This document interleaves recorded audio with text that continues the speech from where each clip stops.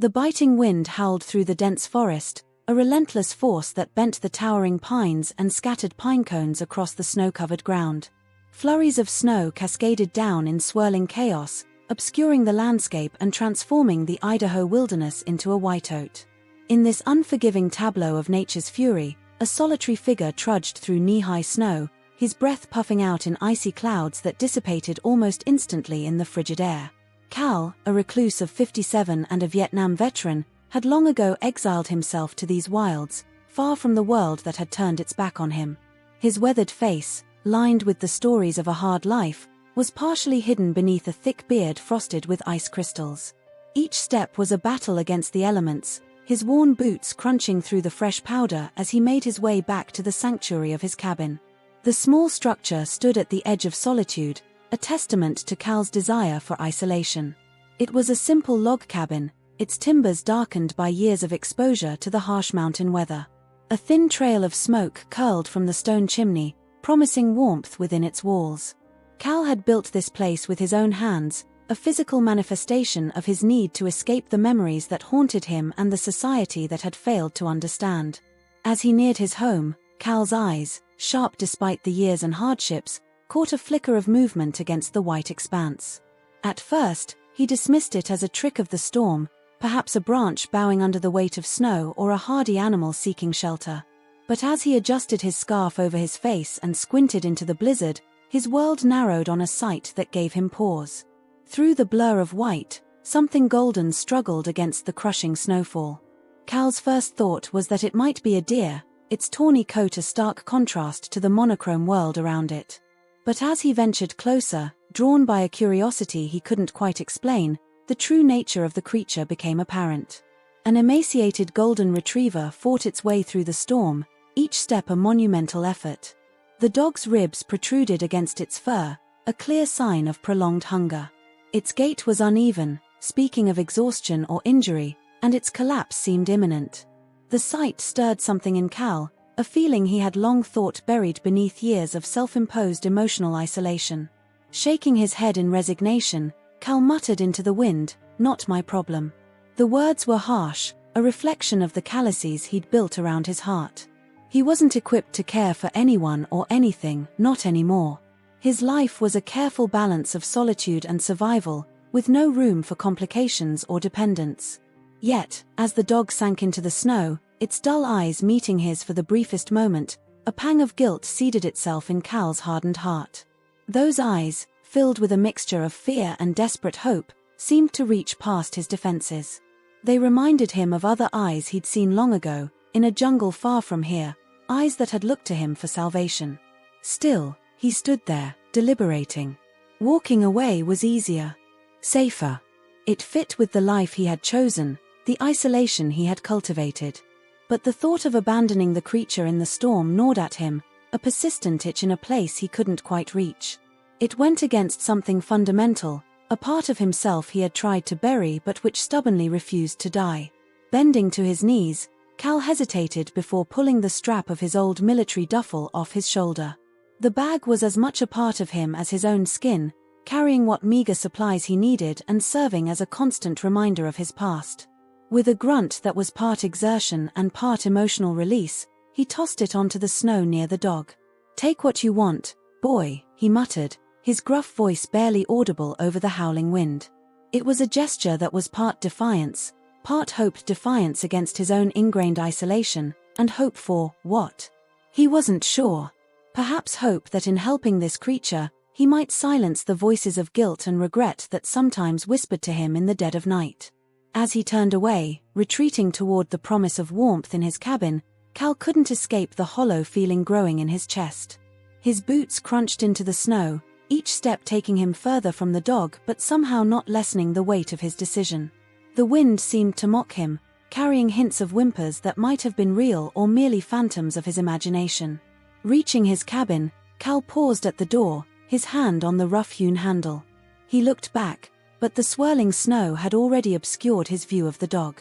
For a moment, he considered going back, bringing the animal inside where it would be safe from the storm's fury. But the moment passed, and he pushed open the door, stepping into the relative warmth of his self-made prison. Inside, The cabin was sparse but functional. A pot-bellied stove squatted in one corner, its belly glowing with the embers of a dying fire. Cal moved to it automatically, adding wood from the stack beside it and stoking the flames back to life. The familiar actions were comforting, a routine that helped to center him and push away the unsettling emotions the encounter with the dog had stirred. As the fire grew, casting flickering shadows on the log walls, Cal shed his outer layers. His coat, heavy with snow, was hung by the door. His boots, caked with ice, were set nearby to dry.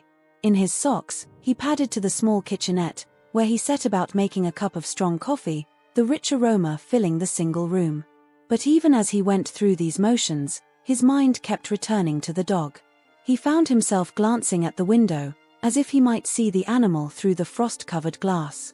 The coffee, usually a source of simple pleasure, tasted bitter on his tongue. Cal's gaze fell on the photos tacked to the wall above his narrow bed. Faded and dog-eared, they were the only decorations in the austere space. Young men in uniform smiled out at him, their faces full of life and hope. He knew each name, could recite them like a litany. Some had made it home, others hadn't. And Cal had come home, but part of him had never left that distant jungle. As night fell and the storm raged on, Cal lay in his bed, listening to the wind's mournful song. Sleep eluded him, his mind replaying the image of the golden retriever struggling through the snow. He told himself he had done enough, more than most would have. The dog had food now, shelter of a sort. It wasn't his responsibility to do more. But in the darkness, with only his thoughts for company, Cal couldn't shake the feeling that in walking away, he had failed some crucial test. The dog's eyes haunted him, merging in his mind with the eyes of comrades long gone, of civilians caught in the crossfire of a war they didn't understand. As dawn broke, painting the snow-covered world in hues of pink and gold, Cal rose from his restless bed. He moved to the window, scraping away the frost with a calloused hand. The storm had passed, leaving behind a landscape transformed. Trees bowed under the weight of snow, icicles hung like crystal daggers from the eaves of his cabin. And there, at the edge of the clearing, a spot of gold against the white. The dog had survived the night, huddled against the trunk of a massive pine. As Cal watched, it raised its head, as if sensing his gaze. For a long moment, man and dog regarded each other across the distance. With a sigh that seemed to come from the very depths of his soul, Cal turned from the window. He pulled on his boots, shrugged into his coat. At the door, he paused, hand on the latch. Then, with a decisiveness that surprised even himself, he stepped out into the new day, ready to bridge the gap between past and present, between isolation and connection. The snow crunched under his feet as he made his way toward the dog, each step a choice to move forward, to reach out. And as he drew closer, Cal felt something he hadn't experienced in years, the faintest stirring of hope, like the first green shoot breaking through the snow at winter's end. The next morning, Cal peeked out from his frost-covered window, his calloused hand brushing away the icy crystals that had formed overnight. The storm had relented, leaving the world blanketed in a fragile, glimmering silence. The Idaho wilderness stretched out before him, a pristine expanse of white broken only by the dark silhouettes of towering pines. In the stark beauty of the morning, Cal's thoughts drifted to the golden retriever he had encountered the previous day. He had assumed the dog would be gone by now, either having wandered off in search of easier pickings or, worse, succumbed to the brutal cold of the mountain night. Yet, as his eyes scanned the tree line, a flicker of movement caught his attention. There, nosing at the scraps of food Cal had left behind, was the golden retriever. Its coat, matted and dirty, stood out starkly against the pure white snow. Cal felt a mixture of emotions wash over him, relief that the dog had survived, frustration at the complication it presented to his solitary life, and a grudging admiration for the animal's tenacity. He watched as the dog sniffed at the remains of his old military duffel, its movements slow and cautious, clearly still wary of its surroundings. With a sigh that seemed to come from the depths of his weathered soul, Cal began to bundle up. He pulled on layer after layer, thermal undershirt, thick flannel, his old army jacket that had seen better days but still kept out the cold. As he laced up his boots, he couldn't help but shake his head at his own actions. "What are you doing, old man?" he muttered to himself, his voice gruff in the quiet of the cabin. Stepping out onto his porch, Cal was hit by a blast of frigid air that took his breath away. The snow crunched beneath his boots as he made his way to his small storage shed. Inside, among the tools and supplies that sustained his isolated existence, he found a small chunk of jerky, part of his carefully rationed winter stores. He hesitated for a moment, his instinct for self-preservation warring with the nagging sense of responsibility he felt towards the stray dog.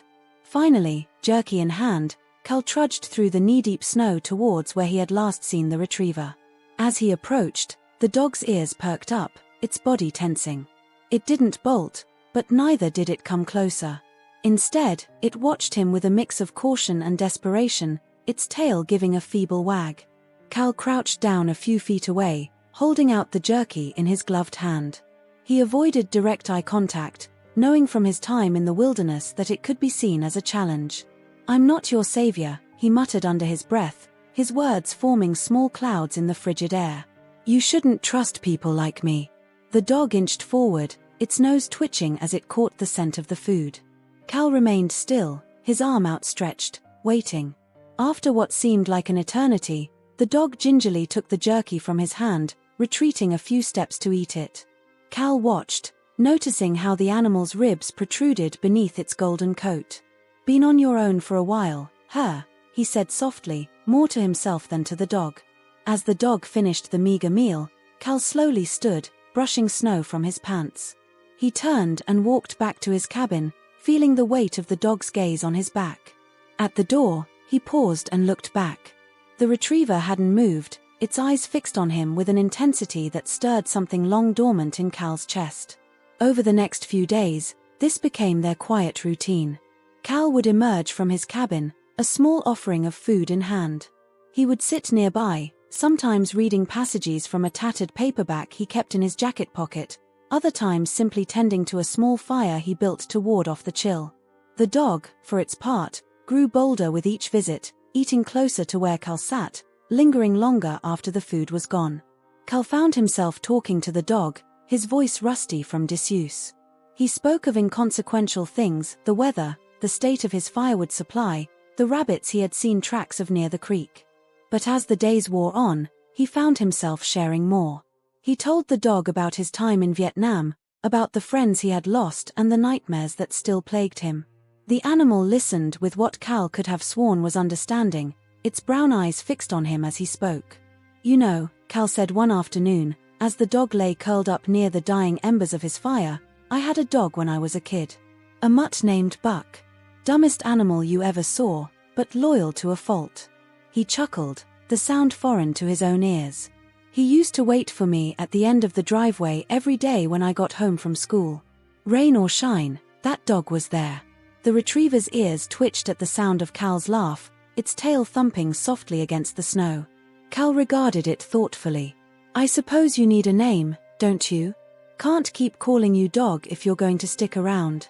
He pondered for a moment, then nodded decisively. "Hunter. That's what I'll call you. Bit ironic, I guess, given the state I found you in, but maybe it'll give you something to live up to."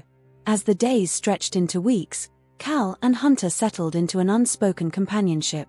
The dog still balked at sudden noises or movements, a testament to whatever hardships it had endured before finding its way to Cal's doorstep.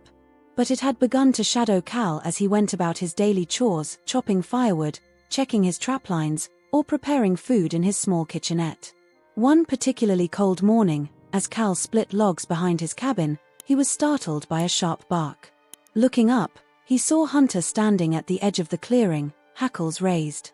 Following the dog's gaze, Cal spotted a young black bear, likely recently out of hibernation and searching for food. The bear, more curious than aggressive, ambled closer. Cal slowly set down his axe and backed towards the cabin, calling softly to Hunter.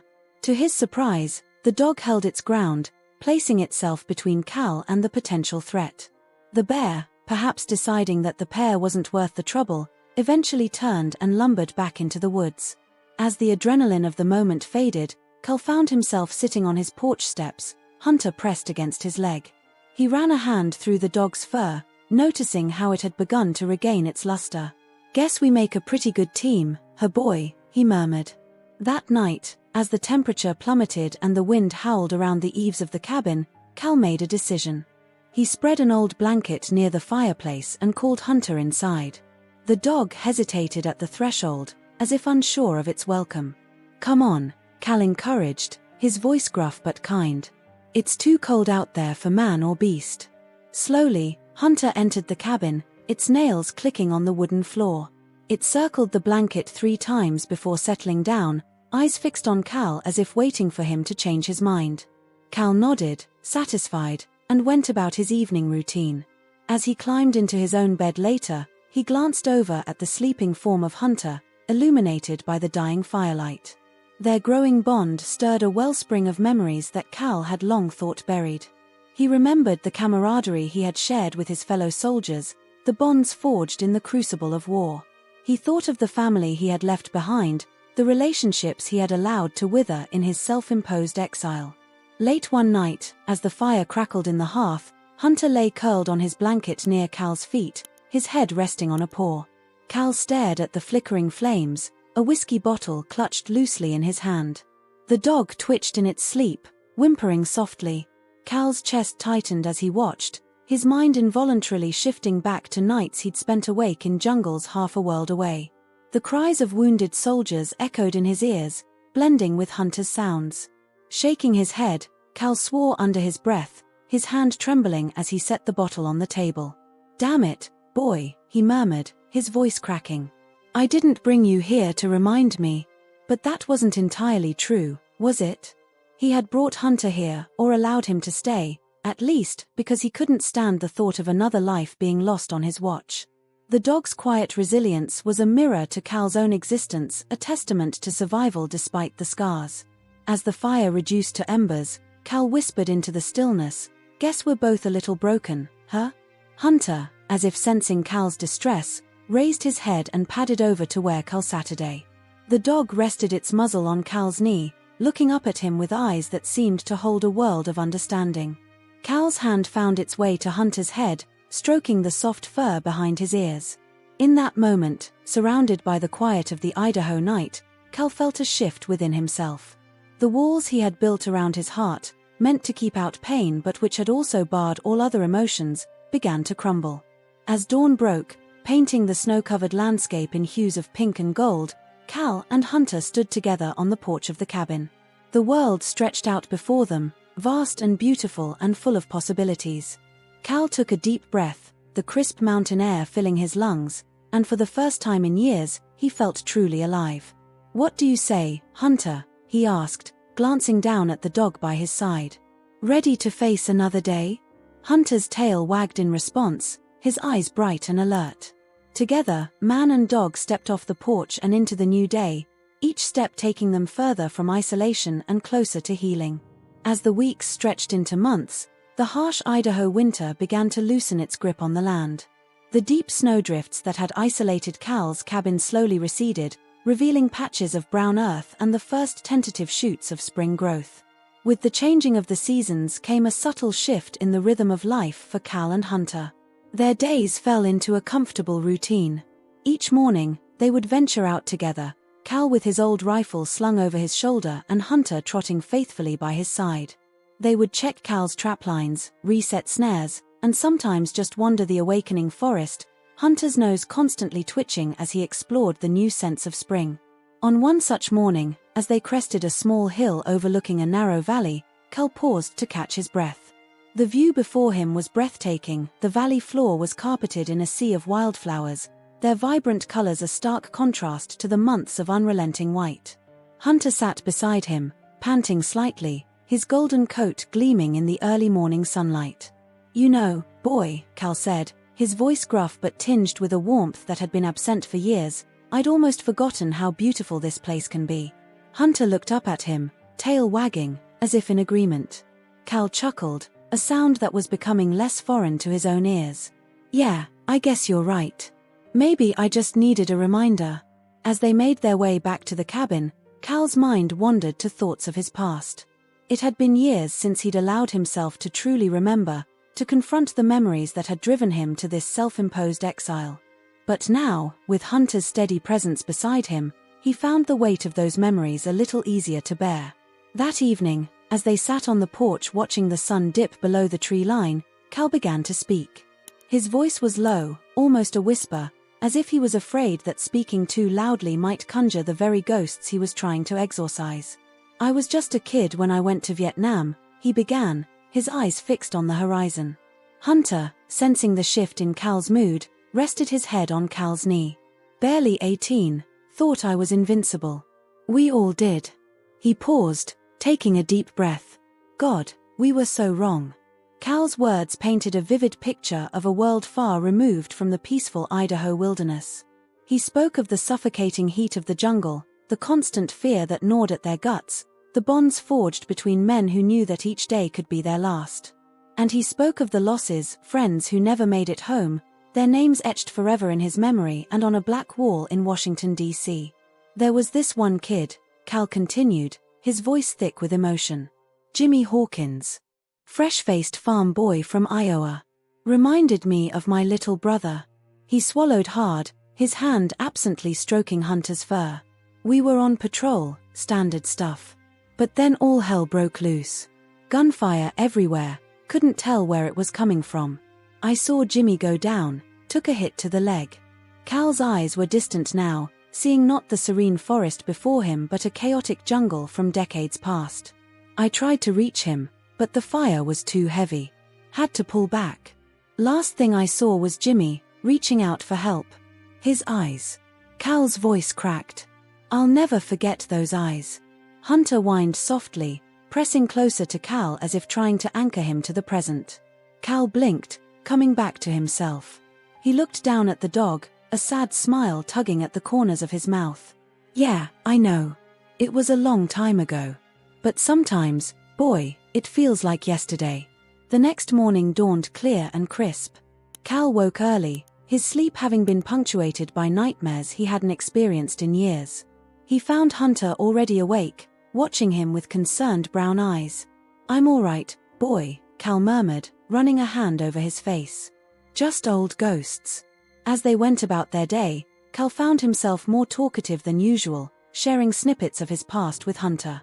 He told the dog about his childhood in a small town in Oregon, about his parents and siblings, and about the life he'd left behind when he returned from the war. Never could settle back into civilian life, he admitted as they sat by a small stream, watching the clear water tumble over smooth stones. "Felt like I didn't fit anymore, you know? Like I was looking at the world through a dirty window, everything distorted and wrong." Hunter listened attentively, his head tilted to one side as if he understood every word. Cal found comfort in the dog's silent companionship, in the non-judgmental acceptance that allowed him to voice thoughts and feelings he'd kept bottled up for decades. As the day wore on, Cal felt a restlessness growing within him. The memories he'd stirred up left him feeling raw and exposed, like an old wound that had been reopened. After dinner, he found himself reaching for the bottle of whiskey he kept hidden in the back of a cupboard. It had been months since he'd felt the need for its numbing embrace, but tonight the siren call of oblivion was strong. Hunter watched as Cal poured a generous measure into a chipped mug. The dog's tail, usually so quick to wag, was still, his eyes never leaving Cal's face. Cal raised the mug to his lips, then paused. He looked at Hunter, then back at the amber liquid swirling in the mug. With a heavy sigh, Cal set the mug down untouched. "You're right," he said, his voice rough. "That's not the answer. Never was." He knelt down, wrapping his arms around Hunter in a rare display of physical affection. "Thanks, boy. For being here. For everything." That night, as the fire crackled in the hearth, Hunter lay curled on his blanket near Cal's feet, his head resting on a paw. Cal sat in his old armchair, a battered photo album open on his lap. He turned the pages slowly, each photograph a window into a past he'd tried so hard to forget. There were pictures of his family, his parents standing proud in front of their small house, his siblings gathered around a Christmas tree. Cal traced their faces with a gentle finger, wondering what had become of them in the years since he'd cut off all contact. Then came the war photos. Young men in uniform, their faces a mix of bravado and fear. Cal recognized himself among them, barely more than a boy, his eyes holding a confidence that life had yet to shake. He lingered over a photo of himself and Jimmy Hawkins, arms slung over each other's shoulders, grins wide and carefree. "We thought we were so damn tough," Cal murmured, his voice barely audible over the crackling fire. Hunter's ears twitched at the sound, but the dog remained still, offering silent support. As Cal turned another page, a small piece of paper fluttered to the floor. Hunter immediately got up to investigate, gently picking up the paper in his mouth and bringing it to Cal. Taking it with a murmured thanks, Cal realized it was a letter he'd received shortly after returning home. It was from Jimmy's mother, thanking him for writing to her about her son's bravery. Cal's hands shook as he read the faded words. Mrs. Hawkins had been so grateful for any information about her son's final days, so gracious in her grief. He remembered how he'd agonized over what to tell her, how he'd ultimately decided to spare her the brutal details and focus on Jimmy's courage and the respect his fellow soldiers had for him. The letter ended with an invitation. Mrs. Hawkins had asked Cal to visit them in Iowa, to share more stories about Jimmy and perhaps find some healing for himself. Cal had never responded, too wrapped up in his own pain and guilt to face the family of the friend he couldn't save. As he stared at the letter, Cal felt a wetness on his cheeks. He raised a hand to his face, surprised to find tears there. He couldn't remember the last time he'd allowed himself to cry. Hunter, sensing Cal's distress, moved closer, resting his head on Cal's knee and looking up at him with eyes full of concern. "I never went, boy," Cal said, his voice choked with emotion. "Never answered her letter. Just couldn't face them, you know? Couldn't look Jimmy's family in the eye knowing I'd left him behind." He took a shuddering breath. "But maybe it's time. Time to stop running. Time to face the past." Hunter's tail thumped against the floor, a gentle encouragement. Cal managed a watery smile, scratching behind the dog's ears. "Yeah, you're right. It's long overdue." As the fire died down to embers, Cal made a decision. In the morning, he would make the journey into town. He'd use the old phone at the general store to try and track down the Hawkins family. It was a long shot, the letter was decades old, and they might have moved on. But Cal knew he had to try. He owed it to Jimmy, to Mrs. Hawkins, and to himself. "What do you think, Hunter?" Cal asked, looking down at the dog. "Ready for a little road trip?" Hunter's tail wagged furiously, his whole body seeming to vibrate with excitement at the prospect of an adventure. Cal chuckled, feeling a weight lift from his shoulders. The road ahead wouldn't be easy, facing the past never was. But as he looked at Hunter, loyal and steadfast by his side, Cal felt a glimmer of hope. Whatever came next, he wouldn't have to face it alone. As he settled into bed that night, Cal felt a peace he hadn't known in years. The echoes of the past would always be with him, but now they seemed less like haunting ghosts and more like old friends, reminding him of where he'd been and how far he'd come. With Hunter curled up on the floor beside him, Cal drifted off to sleep, dreaming not of war-torn jungles, but of open roads and new beginnings. The morning dawned crisp and clear, a rarity in the often unpredictable Idaho spring. Cal rose early, his mind already racing with plans for the day ahead. Today was the day he'd venture into town, a trip he'd been putting off for weeks since making his decision to reach out to the Hawkins family. As he went about his morning routine, Cal could feel a nervous energy thrumming through his body, a mixture of anticipation and dread that made his hands shake slightly as he poured his coffee. Hunter, sensing Cal's unease, stayed close, his warm presence a constant reminder that Cal wasn't alone in this. As Cal packed his old military rucksack with supplies for the journey, Hunter watched attentively, his tail wagging with excitement at the prospect of an adventure beyond their usual territory.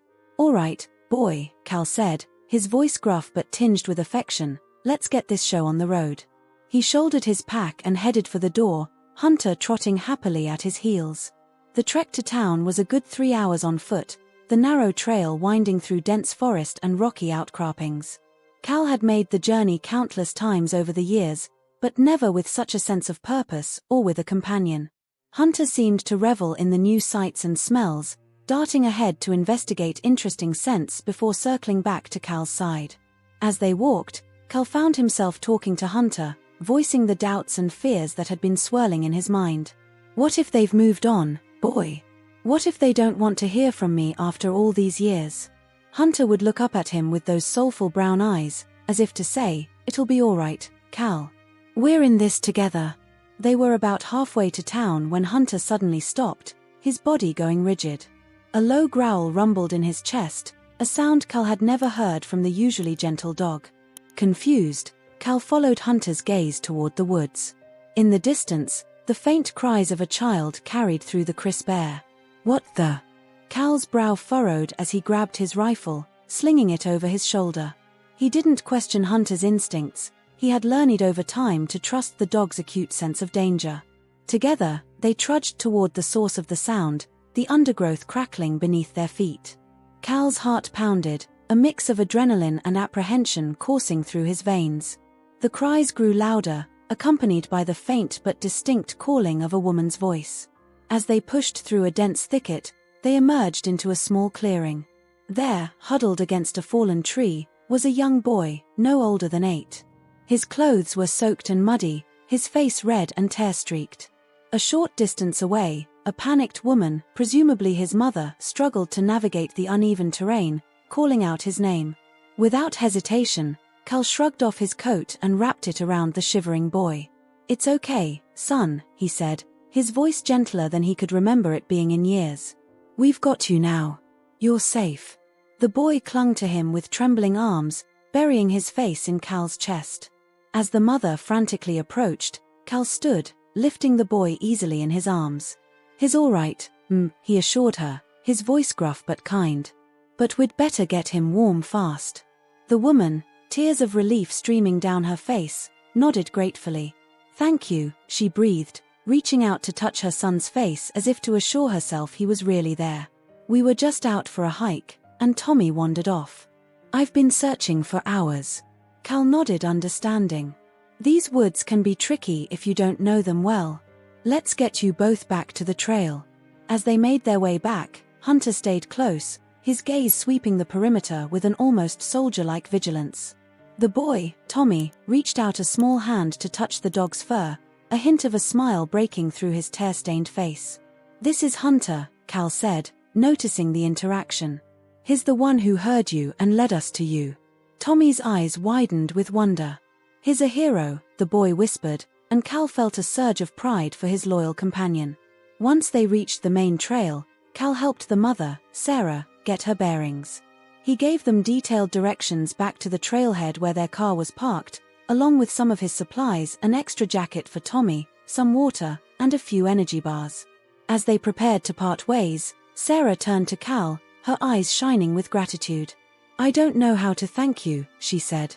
"If you hadn't come along." She trailed off, unable to finish the thought.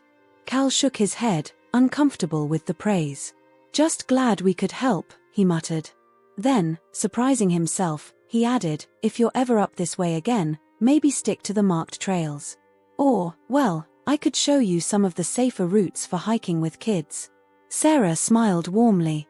"We'd like that," she said. Tommy, now wrapped in Cal's spare jacket and looking much better, nodded enthusiastically. As Cal watched them disappear down the trail, he felt an unexpected warmth in his chest. He looked down at Hunter, who was wagging his tail, seeming pleased with the outcome. "You did good, boy," Cal said softly, scratching behind the dog's ears. "Real good." The encounter with Sarah and Tommy had delayed their journey, and the sun was already starting to dip towards the horizon. Cal knew they wouldn't make it to town before nightfall, and camping out wasn't an option with the limited supplies they had left. With a sigh, he realized they'd have to turn back. As they began the long trek home, Cal found his mind wandering. The events of the day had stirred something in him, awakening feelings he'd long thought dormant. The fear in Tommy's eyes, the relief in Sarah's voice, they reminded him of the raw humanity he'd experienced in Vietnam, both the terror and the profound connections forged in moments of crisis.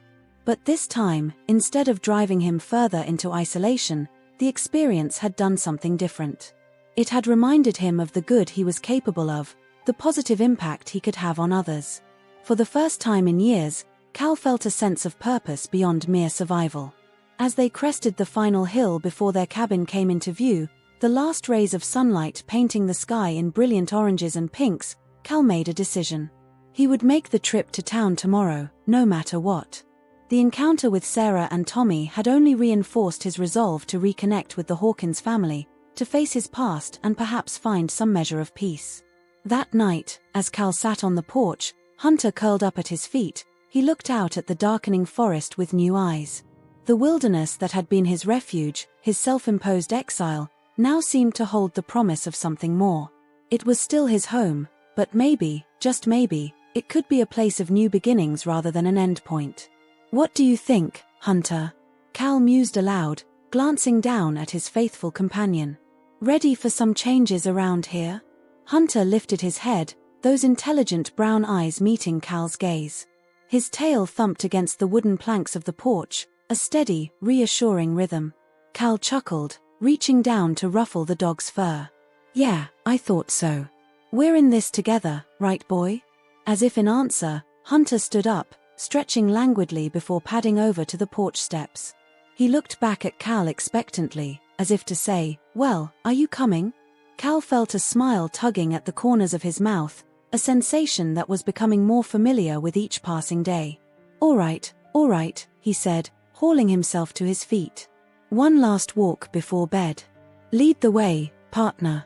As they set off into the gathering twilight, Cal felt a sense of peace settle over him. The path ahead was uncertain, filled with challenges he couldn't yet imagine. But with Hunter by his side, he felt ready to face whatever came their way. The Idaho wilderness stretched out before them, vast and wild and full of possibility. And for the first time in longer than he could remember, Cal looked to the future not with dread, but with hope. Tomorrow would bring its own trials, its own tests of loyalty and courage. But tonight, in this moment, Cal was exactly where he needed to be, moving forward, one step at a time, with his most loyal friend by his side. The following morning, Cal woke before dawn, his mind already racing with thoughts of the day ahead. The events of yesterday, the rescue of Tommy and the conversation with Sarah had left an indelible mark on him. As he went through his morning routine, he found himself moving with a sense of purpose he hadn't felt in years. Hunter, sensing the change in Cal's demeanor, was especially attentive, following him from room to room with an air of excited anticipation. As Cal packed his rucksack for the journey into town, he couldn't help but smile at the dog's enthusiasm. "Ready for another adventure, boy?" he asked, reaching down to scratch behind Hunter's ears. The dog's tail wagged furiously in response, and Cal felt a warmth spread through his chest. It was still strange, this feeling of connection, but he was starting to realize how much he'd missed it. The trek into town was different this time. Instead of the nervous energy that had filled him yesterday, Cal felt a quiet determination. The Idaho wilderness, bathed in the soft light of early morning, seemed to mirror his mood, calm, but alive with possibility. As they walked, Cal found himself sharing his thoughts with Hunter. "You know, boy," he said, his voice gruff but warm, "I've been thinking about what happened yesterday. About Tommy and Sarah." He paused, gathering his thoughts. "It's been a long time since I felt useful. Like I could make a difference, you know?" Hunter looked up at him, those intelligent brown eyes seeming to understand every word. Cal chuckled, shaking his head. "Look at me, talking to a dog like you're my therapist. But then again, you're probably the best listener I've had in years." They reached the outskirts of town just as the local businesses were starting to open. Cal felt a flutter of anxiety in his stomach as they approached the general store. It had been months since he'd interacted with anyone other than the shopkeeper, and years since he'd made a phone call. But the memory of Mrs. Hawkins' letter, and the promise he'd made to himself, steeled his resolve. The bell above the door jingled as Cal entered, Hunter close at his heels. Old Man Johnson, the shopkeeper, looked up from his newspaper, surprise evident on his weathered face.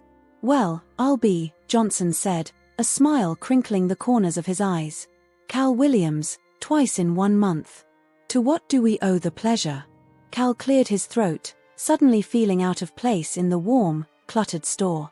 "Need to use the phone, if that's all right," he said, his voice rougher than he'd intended. Johnson nodded, gesturing to the old rotary phone on the counter. "Help yourself. Long distance?" "Might be," Cal replied, already reaching for the phone book.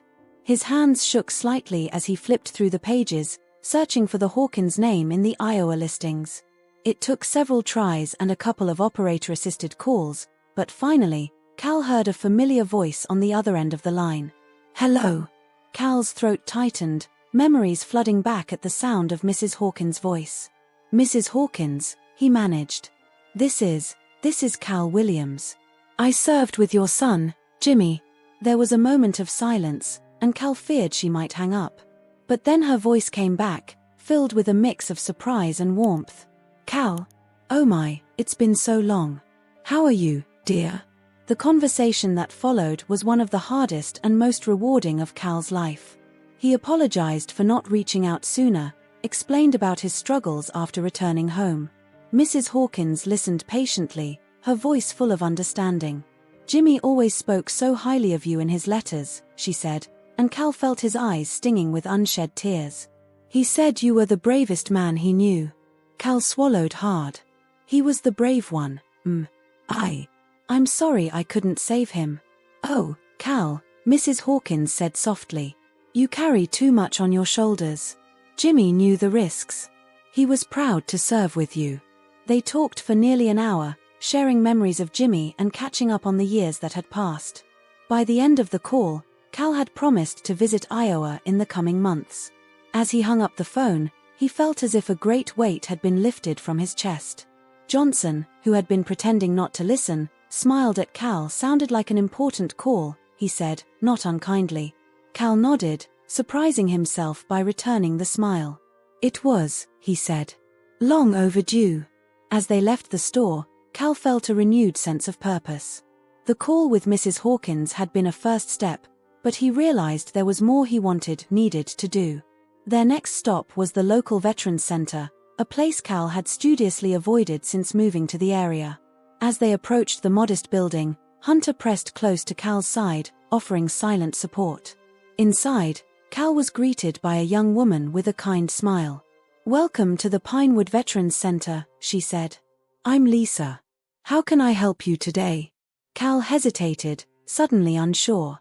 But a gentle nudge from Hunter gave him the courage to continue. "I'm Cal Williams," he said. I served in Vietnam. Been out of touch for a while. Thought maybe it was time to change that." Lisa's smile widened. "We're glad you're here, Cal," she said, gesturing for him to take a seat. "Why don't you tell me a bit about what brought you in today?" And so, for the second time that day, Cal found himself opening up about his experiences. He talked about the war, about Jimmy, about the years of isolation. Lisa listened attentively, offering support and information about the center's programs. "We have a support group that meets twice a week," she said. "And there's a program where veterans can volunteer to help with community projects.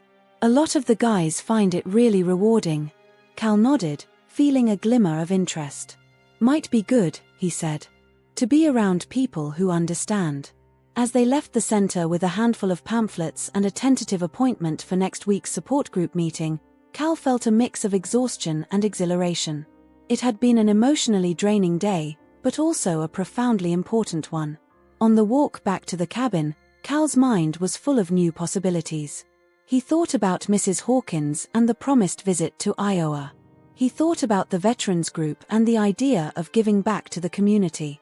And he thought about Sarah and Tommy, wondering if they might take him up on the offer to show them safer hiking trails. As the familiar silhouette of his cabin came into view, Cal realized something had shifted. The structure that had once felt like a fortress, protecting him from the world, now seemed more like a base camp, a place to rest and recharge before venturing out again. That evening, as Cal sat on the porch watching the sunset, Hunter curled up at his feet, he felt a sense of peace he hadn't experienced in years. The healing process had only just begun, and he knew there would be difficult days ahead. But for the first time in a long time, he felt hope. "You know, Hunter," he said, his voice soft in the gathering twilight, "I think we might be onto something here." Hunter lifted his head, those soulful eyes meeting Cal's gaze. "What do you say we stick around and see where this leads?" Hunter's tail thumped against the porch boards, a steady, reassuring rhythm. Cal chuckled, reaching down to ruffle the dog's fur. "Yeah, I thought you might agree."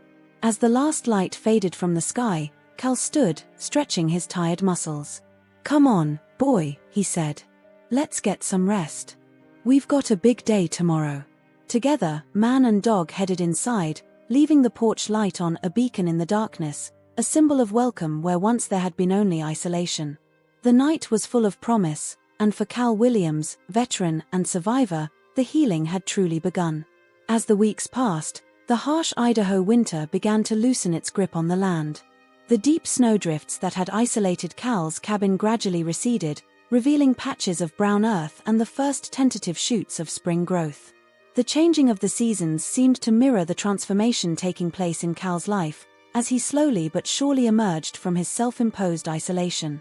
The morning air was crisp and invigorating as Cal stepped out onto his porch, Hunter at his heels. He took a deep breath, savoring the scent of pine and new growth. For the first time in years, he felt a sense of anticipation for what the day might bring, rather than the usual dread or indifference. "What do you say we head into town today, boy?" Cal asked, glancing down at Hunter. The dog's tail wagged enthusiastically, and Cal couldn't help but smile. "Yeah, I thought you might like that idea." As they made their way down the familiar trail, Cal's mind wandered to the changes of the past few weeks. He had attended his first Veterans Support Group meeting, an experience that had been both challenging and unexpectedly rewarding. Surrounded by men and women who understood the weight he carried, Cal had found himself opening up in ways he never thought possible. He had also made good on his promise to help Sarah and Tommy explore safer hiking trails. The gratitude in Sarah's eyes and the excitement in Tommy's voice as they discovered the hidden beauty of the Idaho wilderness had awakened something in Cal, a desire to share his knowledge, to be a part of something larger than himself. As they neared the town, Cal realized he was looking forward to seeing familiar faces. Old Man Johnson at the general store had become almost friendly, always ready with a cup of coffee and local gossip. Lisa at the Veterans Center greeted him warmly each time he visited, her genuine care and support a balm to his long-isolated soul. Their first stop was the general store, where Cal needed to pick up supplies. As they entered, the bell above the door jingled merrily.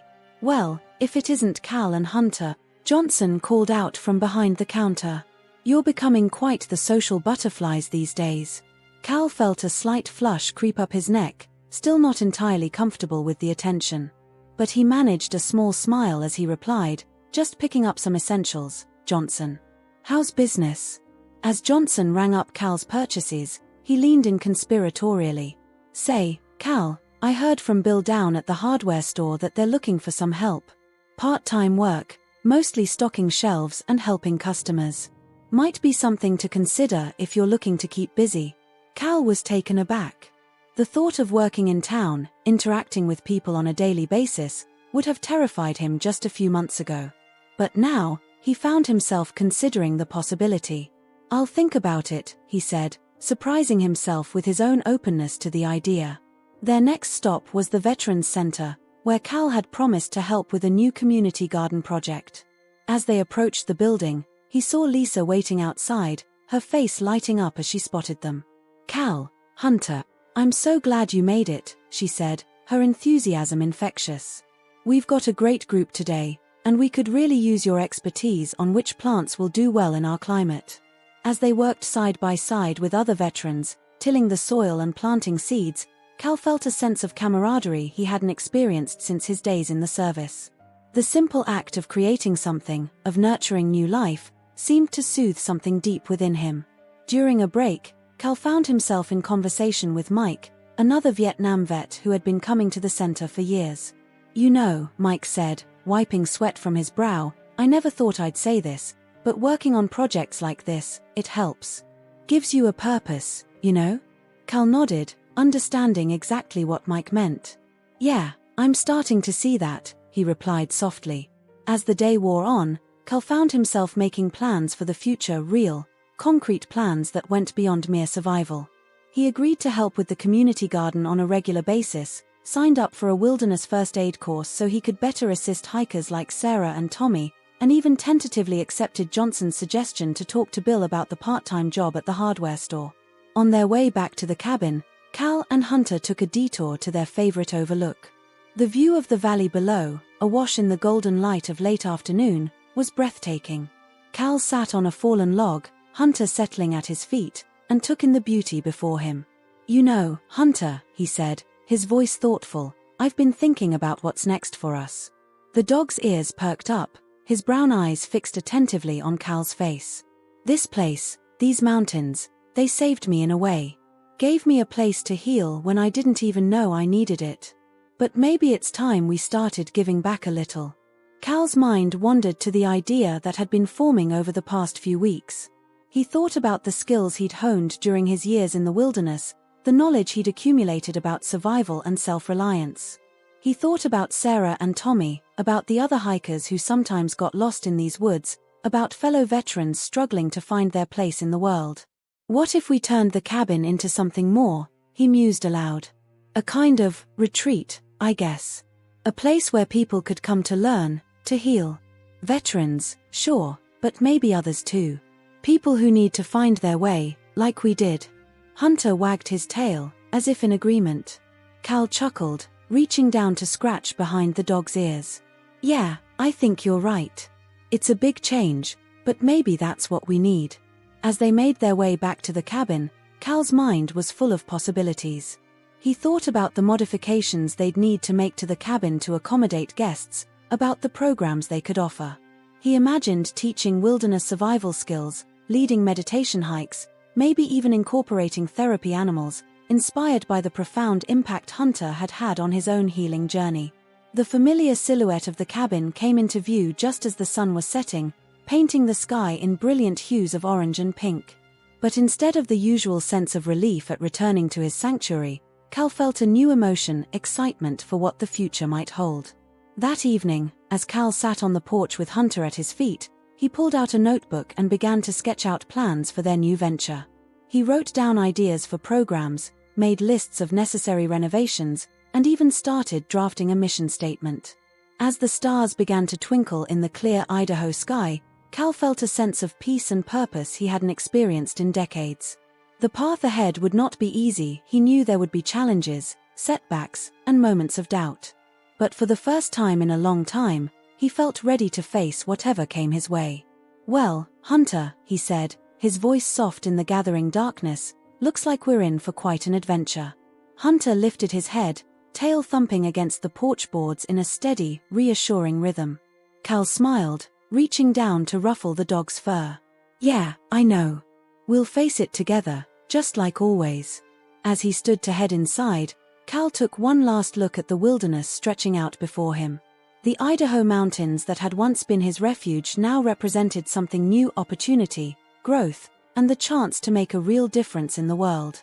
With a contented sigh, Cal turned and walked into the cabin, leaving the porch light on, no longer a barrier against the outside world, but a beacon of welcome and hope.